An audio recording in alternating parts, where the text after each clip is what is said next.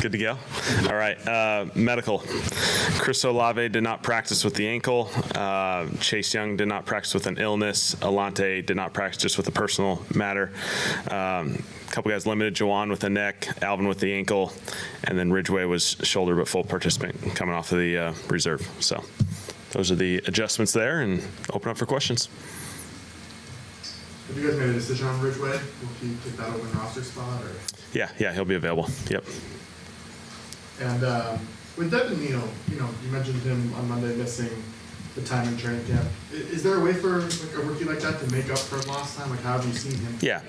No, he's made up for it. I think, through practice, he's ready to go. He hopped in there in the game, and it's obviously still a limited role from a volume standpoint, but he hopped in there, handled everything great.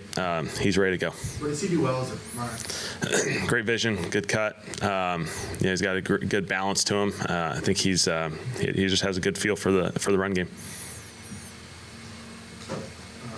Have you been a part of a staff or a season that was sort of this intentional about giving so many rookies playing time? I don't know. Sometimes rosters are younger than others. Young guys do play. They get to grow as they go. I think we got a nice little mix. We got a nice blend of some veteran players who've played a lot of football and some younger guys that are getting exposure. And so, again, we're going for it each and every week. I know Mickey Loomis even said on the radio Monday that you guys kind of all went in eyes open at the developmental aspect of this year. Was that something you guys had talked about as early as August, September about, hey, we want to find ways to get these guys on the field? We're developing younger guys. We know that. But at the same time, that doesn't change the objective every Sunday. We still got to go out and play better football, coach better football, and go win some games. And so, that can be independent of what happens on Sundays as you're developing those guys, which we think is really important as we go. Kellen, Baker said today that when he's played the Saints in the past, that it hasn't exactly been clean on their part. I know obviously you weren't part of that, and that he just doesn't like the Saints. Do you think comments like that can kind of help fuel your team a little more in a big rivalry game? Division games are always fun, no matter what organization I've been a part of. Division games are fun. They're a little bit different than all the rest of the games. You're going to play them twice in a season. There's a lot of commonality. You know each other very, very well. Obviously, my understanding, this is a phenomenal rivalry. They've had a ton of success lately. We've had success. It's going to be a fun battle. Baker's playing as good a quarterback play in this league, and so it'll be a fun battle. Will you maybe talk more about it, if you don't mind? I think we ask you every week about your thoughts on the opposing quarterback as a former quarterback. And just his journey is kind of unique in where he is now. Yeah, ton of respect for Baker's journey. To go have success in Cleveland, have to navigate some things through a couple years there, going to a couple other spots, and then coming out on top in Tampa and playing just phenomenal football. Again, he's playing as well as anyone in this league. His confidence, his swagger, his decisiveness, it shows up each and every week. His ability to make big plays, and they've won a bunch of games down the stretch because the ball's in his hands, and that's all the credit you can ask for from a quarterback. With Blake, is there like a clock on the patience of allowing him to get himself out of it, but also not getting the points and maybe not putting yourself in the best position to win because you're not getting those? Yeah, we got to be more successful there. Blake knows it. We got to keep going. We got to keep going. Do kickers miss some shots at times in this league? Yes. And so there's a lot of guys who have grown through these, get through it, have a ton of success on the other end of some adversity. And so we feel like Blake's can get there, and we have a lot of confidence in him. Do you anticipate Quincy Riley continuing to start even after Isaac Adam is fully healthy? Quincy's playing great. Obviously he can start right. He'll start right now, and as Ike kind of gets back into this thing, we'll see how everything progresses. But Quincy's done a phenomenal job. He's made plays, and you can see again from a young developmental standpoint, you can see his weeks stack on top of each other, which is credit to him. So you expect Quincy to still start this week? Yeah. We'll anticipate Quincy starting, and then we'll kind of see where Ike is as the week progresses. I was going to say, what makes it so difficult facing the top four? Continuous stress on you mentally. Just from a threat of pressure, a threat of multiple looks, he's going to apply a ton of pressure on you, and he's always done a good job. He's not afraid to be aggressive, challenge you in a lot of situations. There's not a lot of easy yards. You got to earn everything, and so we've played obviously Tampa a lot of times over the years at various spots, and it's always been a fun battle. I have a ton of respect for Todd. He's arguably one of, if not the best defense coach in this league. Is he very good at, I guess, in-game stuff, like adjusting? Is he really good at that? He does a great job of adapting to each and every week of the opponent and understand, okay, what do they do really well, and how do I take that away, and make you play maybe a different style or have to counter move them in a lot of different ways. And so he does that going into the week. He does a great job during the game. It's been a battle every time. He's really, really good. Devin Neal had that really good blitz pickup. Do you see that kind of just consistently, like when you guys are evaluating that? That showed up in the college film from Devin, which was a little bit of an impressive aspect, was his ability to protect. We felt like that would give him a head start compared to a lot of guys coming from college where protection isn't necessarily part of their tools early in college careers. And so, he's done a really nice job. He hopped in there, handled it well. He'll be just fine. The other aspect of that too, like on that one play, like Spencer looks like so incredibly calm and confident that it's going to get picked up. Is that kind of rare to see a quarterback just kind of just so even, like when that pressure's coming in like that? Yeah, that's an important aspect of this thing. Is you got to trust your teammates, trust that everyone's doing their part. Devin did a phenomenal job of getting back across. He had to navigate something on the other side initially in the protection game, and then came back across. And Spence was willing to keep his eyes downfield, stay in there. Spence is a bunch of examples of that through the early part of the season, hanging in there. Maybe a subtle move here and there, but he's done a really good job in the pocket. What did you make of you guys have done such a good job taking care of the turnovers 7 weeks a year. What did you make the turnovers Sunday? Was part of that just this game situation you were in? Yeah, unfortunate that I think credit to those guys. They've done a phenomenal job. Obviously, there's a lot of evidence to support that those guys are creating these turnovers. The fumble, we got to protect the ball in the pocket. We can do better there. We had a couple plays in there where, a deep shot where we kind of maybe took a little bit of a risk there in the late scramble phase. And then the last play, we got to be cleaner in the fourth down situations. And so, they made some plays. We obviously get to learn from them. The previous weeks I thought we did a really good job, but you can't come out of this game losing your stinger and becoming passive. That's the one thing you can't do coming out of a game like this is you still got to attack. You still got to play your style of football. And so, you just got to understand you got to protect it a little more. Mike Evans and Chris Godwin both out this week. Is 7 weeks enough to kind of prepare for Buka and Ted Johnson? Are you dipping into the college film? No, we're just watching Bucs film. These guys have played a bunch of football. They're playing really well. What do you guys like about Pete Werner to keep him in there still mostly full time, rather than just make the switch like you guys did with Riley? No, Pete's a really good player. We think really highly of him.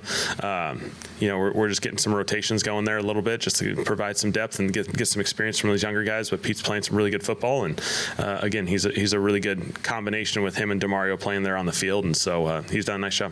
What is he at? How did they compliment? Sorry.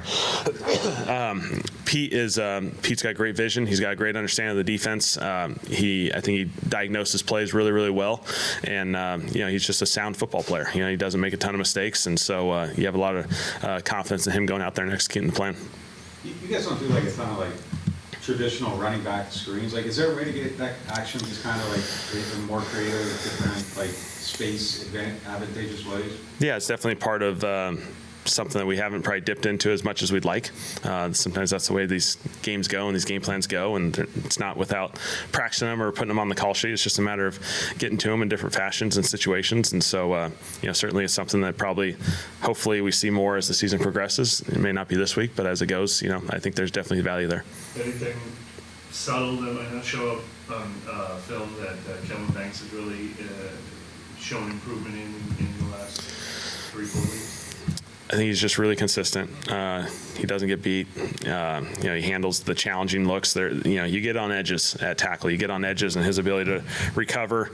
And I thought the cool thing was just his, him and Trevor working together more and more now. Like their communication is getting really, really good. The deep pass to Chris Olave, really, it's Kelvin communicating with Trevor to get the O-line to squeeze the blitz and leave the defensive end who's dropping. Ultimately, they give us the opportunity to throw the deep shot. If not, we have a protection challenge there inside with 3 guys blitzing inside the A-gap. And so their ability to see it, diagnose it. Kelvin's really the main guy that gets it going. And so I think he's playing with a lot of confidence now. You mentioned Monday that a lot of people have to pick up Eric's communication slack. I mean, as far as primary goes on some of the calls, would you anticipate that going to some of the things he was doing going to quarterback? I think it still starts the O-line. Those guys communicate at a really high level. The QB always has his tools within protections and adjustments that he can utilize. And so, I think that group's been working well together. And, there's an adjustment without Eric, but they'll handle it well. Have y'all made the decision on who's going to place Eric? Are you going to Yeah, we'll just start Luke. Luke at center. He's done a really good job. He's played some good football. Fired up for him, and keep the continuity at the right side and the left side. And I think we're trending well. And how do you go about just when it comes to losing a captain as well for the season? Is there anything that you have to do around that? Yeah, I think it's just an opportunity for more voices to kind of subtly find their space to increase a little bit. Eric, when he can be around during this recovery process, obviously those guys will love to see him. He means the world to these guys, but at the same time, some other guys, some of those offensive linemen, gain a little more voice. Caesar will gain a little more. Kelvin, Tolley as they go. Trevor, we got some experience there with those guys that they can find their opportunities to kind of lead the charge a little bit. Is Fortner's veteran experience kind of the reason why you got the nod over something? Yeah, he's played center in this league for a little while. He's responded well the last couple weeks. He's handled a bunch of stuff. I think it'll be a good transition for our guys to just continue to build collectively as a group. And we know we have some other options as we go. Those guys are developing well as well. You talk a lot about patience with the quarterback. Is Baker Mayfield kind of the prime example of that? Of how he's developed. Yeah, Baker's a great example. It feels like most of that draft class is a great example. This quarterback position, sometimes it takes time. They're going to go through. This is an awesome opportunity for Spence. You deal with the adversity game, and you get to respond. And so, all these guys have gone through this. I think you're continuing to develop these guys, and they'll continue to grow. Y'all really effective in the scramble drill defense with Plaster. Is that something that you spend more time on when you're going against the Caleb instead of Baker kind of does the same thing? I thought our defensive staff did an awesome job last week, really emphasizing that phase of it. I thought our back end executed at a really high level. You watch those clips over and over, and there's not guys breaking free in those scramble phases. Our guys, stayed attached really, really well. Our rush continued to, Caleb's going to extend plays. That's how he plays, and certainly a lot of the quarterbacks in this league are going to extend plays. And so the D-line has to just keep coming, keep going after it. They'll find a way to get there, and then that back end did a really good job. On the scramble drill, what's the coaching point on that? What are you guys trying to do different in that situation? Defensively? No, offensively, where Spencer threw the pick. Yeah. To Sheet, what are you guys trying to do different? Yeah, you're always trying to find green grass. There's kind of a guideline system that we have in place, and so the most important thing is about finding grass and finding space and working back towards the quarterback. And when you do have those deep shots, you don't want to not take them, but you got to see the other element of that. A lot of times those turnovers always happen. Jonas had one against Buffalo. It was a very similar play where those balls deep outside the numbers. These safeties are really talented and really athletic, and they can get to those throws if the ball's up in there long enough. Spencer seemed to almost point, did he telegraph it at all, where he wanted to go? I thought the safety did an excellent job breaking on it. Yeah, and then that's a challenging throw as you're moving to your left as a righty QB, and you're trying to get it downfield. And have we seen those plays executed? Yeah, you've seen those plays turned into big plays, but there's obviously risk that came as a result of that as well. Is that a throw you want to see made in I think you just got to see the safety. It's first and second down. It's not got to have it moments. And so in a perfect world, you're finding another completion, moving on to the next play. Did Eric and Kendrick have have surgery for their injuries? If not, is that something you anticipate happening? Yeah, they'll have surgery soon, and so they'll be on their plans. Kellen, when you see a guy like Baker, his ability to scramble drill seems to be something it's almost like Houdini. Is there, in your experience, is that just an innate feel? I know you all coach it, but I mean, some guys just have that ability to make something out of nothing as opposed to. Yeah, there's a lot of instinctual elements to it, just because, you compare it a lot of times to fast break basketball. And, there's guidelines to, everyone was introduced to basketball and the fast break and, the 1 goes here and the 3 goes here. And okay, cool. Everyone learned that fast break drill as a kid, but there's a lot of intuition and instincts that go into that thing. And he does a phenomenal job. Baker's always made plays this way. I think when you look at what our league's becoming and a lot of these top quarterbacks, they do make these explosive big time plays in the off-schedule component. You just look at a lot of these guys, and so Baker's leading the charge. He's done a phenomenal job of it. Going all the way back to college, it showed up.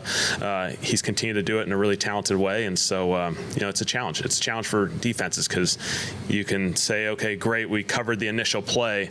Well, here comes the second part of the play, and this is just as explosive as the original play was, and so the time clock's different, the effort's different. It's got to keep going, and so credit to Baker. He's doing a phenomenal job with it.